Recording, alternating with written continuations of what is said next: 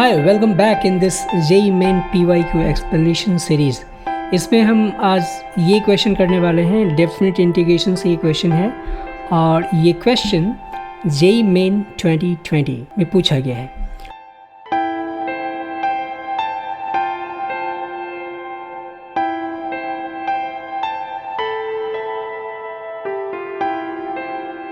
इस क्वेश्चन में एक फंक्शन गिवन है f(x) जिसके लिए ये प्रॉपर्टी है कि a plus B plus 1 minus x की वैल्यू अगर फंक्शन में आप डालोगे तो वो f(x) के बराबर आ जाएगा और ये सभी x के लिए पॉसिबल है जहाँ a और b fix positive real numbers हैं। तो हमें बताना है कि इस इंटीग्रेशन की वैल्यू इन चारों में से कौन से इंटीग्रेशन की वैल्यू के बराबर होगी। तो हमें इंटीग्रेशन इवैल्यूएट नहीं करना है, हमें बस केवल इसे कुछ मैनिपुलेशन करने के बाद इनमें से किसी एक इंटीग्रेशन के फॉर्म में दिखा देना है। तो देखते हैं कैसे करेंगे। सबसे पहले यहाँ पर आपको ध्यान देना है कि ये जो इन्फॉर्मेशन गिवन है F A plus B plus 1 minus x is equal to f(x), इसका क्या मतलब है। यहाँ आप ये भी देखिए कि जो इंटीग्रैंड है ये, इसमें f(x) प्लस 1 भी इन्वॉल्व है। तो क्यों ना हम पहले f(x) प्लस 1 की वैल्यू को इवेलुएट करके देखते हैं कि वो क्या निकल के आ रहा है। तो ये जो इन्फॉर्मेशन दे रखा है इसमें मैं सीधे x की जगह पे x प्लस 1 रखता हूँ। जब x प्लस 1 रखूँगा तो I should get this side also x replaced with x plus 1। इसका मतलब हो जाएगा f of a plus B plus 1 minus x plus 1, correct. जिसका मतलब ये हो जाएगा कि f(x) plus 1 a plus B minus x के बराबर है, करेक्ट। यहाँ जब इसको सिंप्लीफाई करेंगे तो विल गेट दिस थिंग। अब इस इंफॉर्मेशन को कहीं ना कहीं हम यूज़ कर सकते हैं। कैसे? इंटीग्रेशन निकालते हैं पहले। ये हमारा इंटीग्रेशन गिवन है, इसको मैं फिर से लिखता हूँ आई। इसको दो पार्ट में बांट सकता हूँ। पहले लिख सकता हूँ 1 by A plus B as it is and then, या फिर ऐसा करते हैं, इसको ऐसे ही रहने देते हैं एंड देन x पहले मैं लिख लूँ and f of x plus 1 times dx। अगर a टू b इंटीग्रेशन दे रखा है तो प्रॉपर्टी क्या कहती है। प्रॉपर्टी हम यहाँ अप्लाई कर सकते हैं a टू b वाली। कैसे?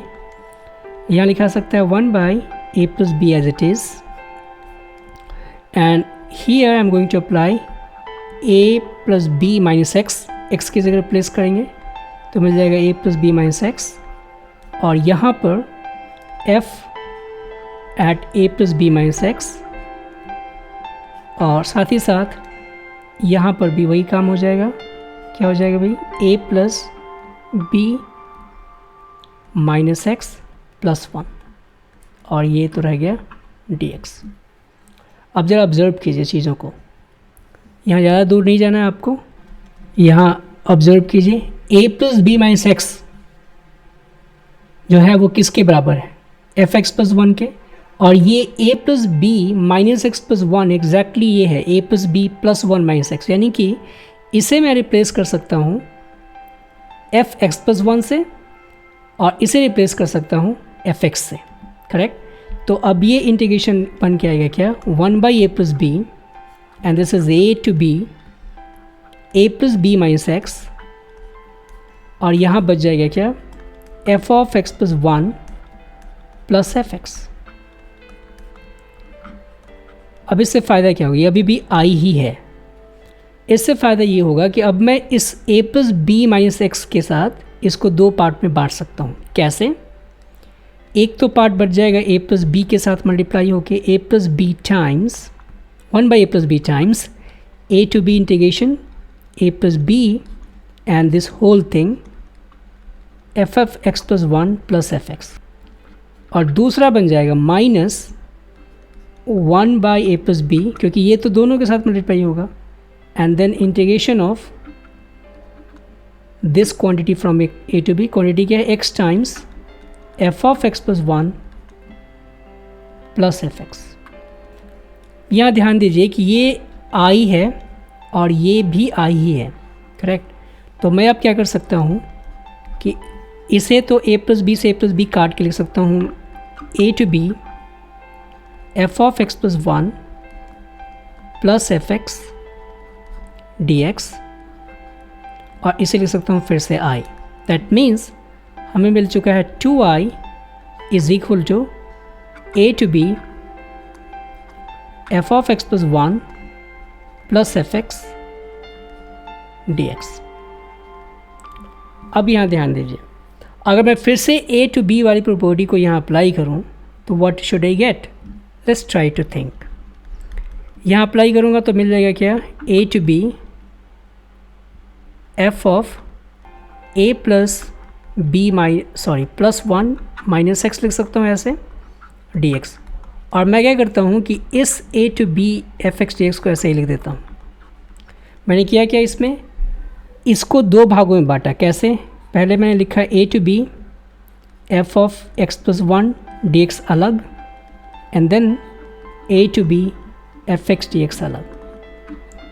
एंड इसके बाद इसमें मैंने अप्लाई कर दिया प्रॉपर्टी, लेकिन केवल एक पार्ट में। इस पार्ट को ऐसे ही छोड़ दिया।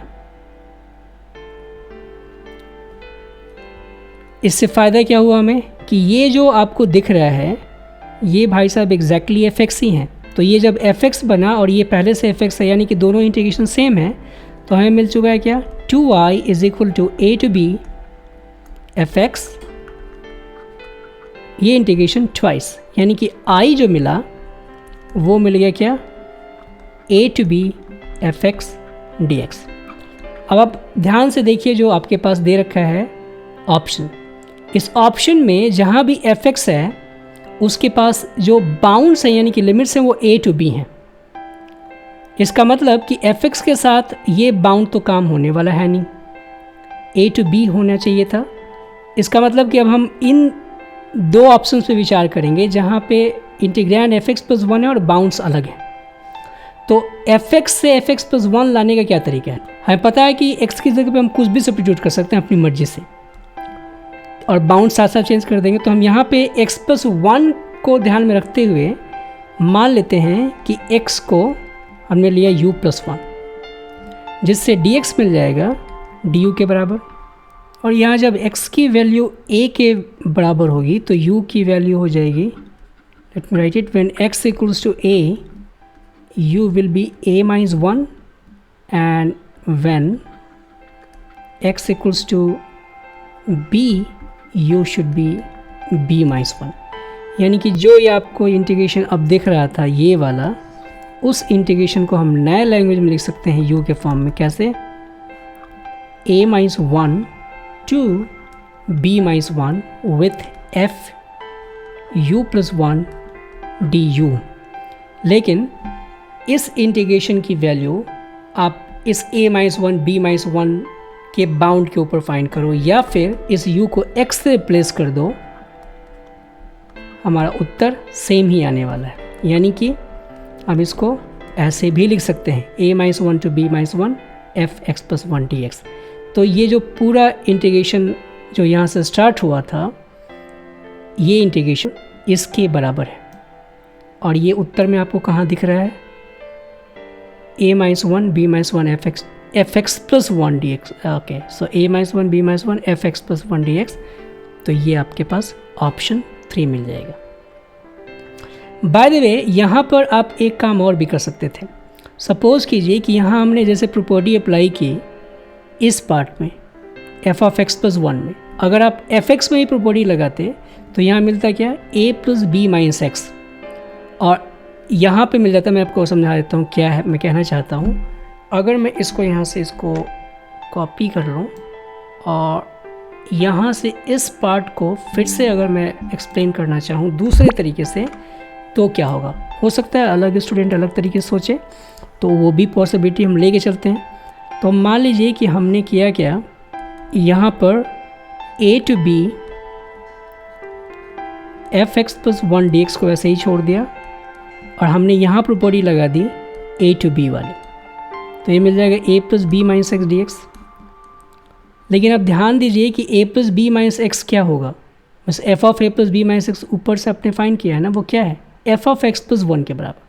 यानी कि अब ये बन चुका होगा एफ ऑफ एक्स प्लस 1 और ये पहले से है, यानी कि अब मिलेगा twice of i is equal to twice of a to b f of x plus one d x, correct. इसमें 2 से 2 कैंसिल हो चुका है and then a to B